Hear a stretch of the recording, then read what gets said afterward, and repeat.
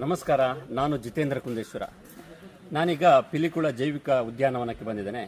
ಈಗ ಎಲ್ಲ ಕಡೆ ಏನು ಪ್ರಚಾರ ಅಂತ ಹೇಳಿದ್ರೆ ಪಿಲಿಕುಳ ಹಾಗಾಗಿದೆ, ಹೀಗಾಗಿದೆ, ಹೈಕೋರ್ಟು ತೀರ್ಪು ಕೊಟ್ಟಿದೆ, ಸ್ಟೇ ಕೊಟ್ಟಿದೆ ಏನಂತ ಹೇಳ್ತಾ ಇದ್ದಾರೆ.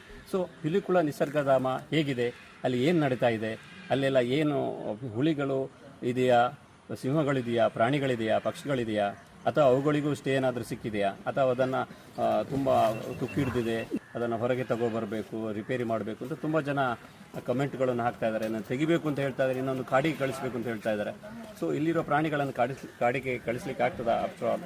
ಇದೆಲ್ಲ ಬಗ್ಗೆ ಚರ್ಚೆ ಮಾಡೋಣ. ಅದಕ್ಕಿಂತ ಮುಂಚೆ ನಾವು ಹುಲಿಗಳು, ಸಿಂಹಗಳು, ಪ್ರಾಣಿಗಳು, ಪಕ್ಷಿಗಳು ಎಲ್ಲ ಯಾವ ರೀತಿ ಇದ್ದಾವೆ ಅಂತ ಒಮ್ಮೆ ನೋಡ್ಕೊಂಡು ಬರೋಣ. ಆಗದಾ? ಬನ್ನಿ ಹೋಗೋಣ.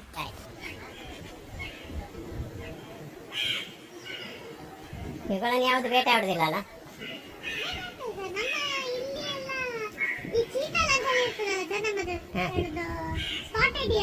ಹೌದಾ?